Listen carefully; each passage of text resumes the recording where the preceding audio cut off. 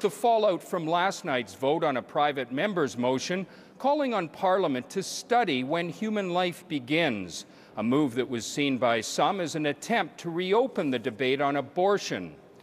The motion, as expected, was defeated by 203 to 91, but the big surprise, 87 Tories, more than half the caucus, voted in favour even after the Prime Minister had indicated his opposition. Among those who voted yes, 10 cabinet ministers, including Immigration Minister Jason Kenney and Public Works Minister Rona Ambrose, who's also responsible for the status of women.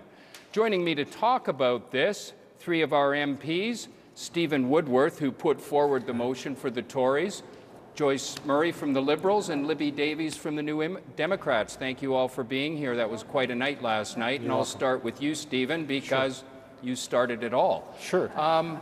Does this result, the number of Conservatives who voted for this motion, expose a deep fault line in the party? No, I don't think so. In fact, the only way you could make that conclusion would be if you thought there was something wrong with people disagreeing with one another. And if you think that, you shouldn't get into politics, because I have to tell you, this is a place where we do disagree. The question is whether we do it in a respectful manner. The interesting thing is that Motion 312 actually proposed a way that we could bring people across the country together to consensus on an issue that's been left open since 1988, when Justice Bertha Wilson in the Morgentaler decision referred it to Parliament. Joyce, how do you see what happened last night? And I guess in particular what concerns a lot of women is the way Rona Ambrose voted. Well, and I would disagree with my colleague on what the motion was about. It was clearly contesting the right of women to have sovereignty over their reproductive choices, to have the right to choose. And I was stunned when I saw the very minister responsible for the status of women voting to open up this debate and contest women's right to choose here in Canada. And I don't buy the argument that she was representing her constituents and that's why she did that. She is a minister of, she's a minister of the Crown, she is part of the Executive Council, and so when she votes yes to a motion like that, she is essentially contesting that the status of women should be that we have sovereignty. I was angry, I was upset, and the fact that the Prime Minister allowed that tells me that he's not being honest when he says he doesn't want this debate to be opened. Having his minister vote for this motion, very mixed signals indeed. Libby, to be fair, what was Rona Ambrose to do? Either way she voted, she was going to offend one group or another. What should she have done? Well, I mean, that's for her to say, and we know what she decided, but I mean, I think her first responsibility is as a Minister of the Crown, and especially for the status of women. And I think it speaks volumes that, you know, either Stephen Harper is trying to speak out of both sides of his mouth, or he can't control his caucus. I mean, a third of his cabinet voted for this motion after he had made a pronouncement publicly that he didn't want this debate opened up. I mean, I think that's pretty astounding. So I think the decision last night also has a lot to do with his own credibility as a leader of the Conservative Party, and really where is it that they're going. And to hear Stephen talk about a consensus, my God, what consensus? This consensus happened long ago. The law is very clear about women's equality and women's rights on abortion and a right to choose. This motion was designed to undermine that. So it wasn't about consensus, it was about division and pitting Canadian against Canadian. I'm glad the motion was defeated, but I think it's very worrying that so many of his cabinet ministers basically broke rank and voted for the motion.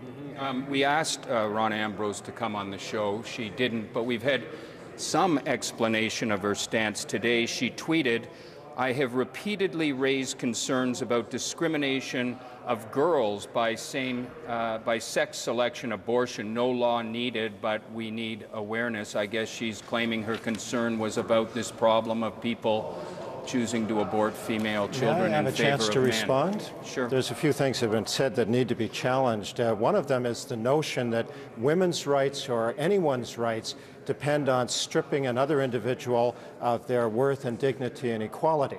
The notion that by trying to enshrine in Canadian law a recognition of the equal and inherent worth and dignity of every human being, somehow that's an affront to women.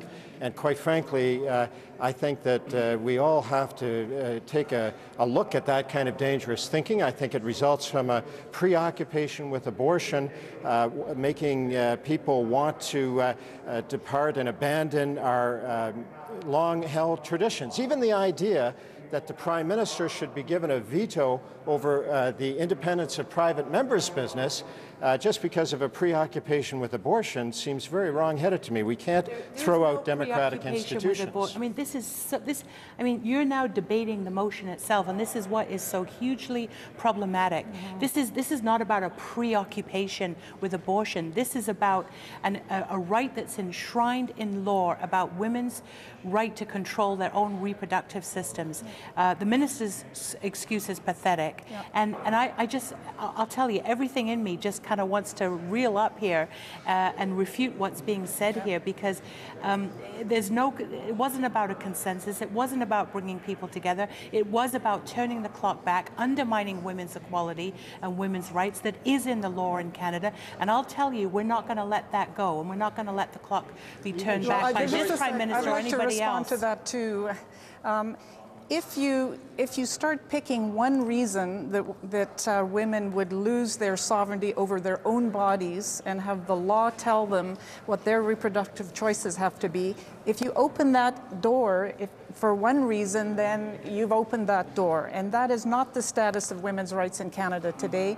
And there is a very good reason for that.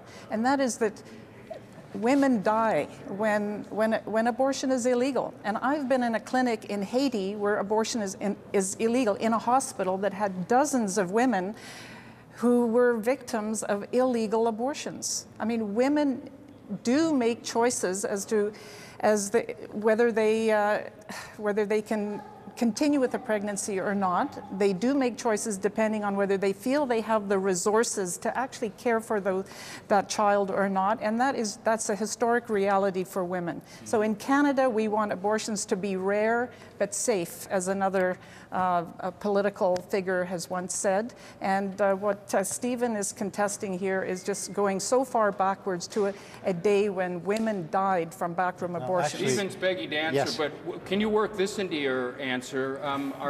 You say you're going to continue this fight. Yes, well, actually I can, because what we're talking about in Motion 312 is a suggestion that was made by Justice Bertha Wilson, who was an abortion rights champion. She threw out Canada's last abortion law. She didn't think it was at all inconsistent with the abortion rights that she established for Parliament to inform itself from the evidence. But your Prime Minister said he doesn't want to go there. Well, but I'm just saying that Justice Wilson deliberately left this open for Parliament to resolve, and we've shirked it, and quite frankly, it's been open, it's still open.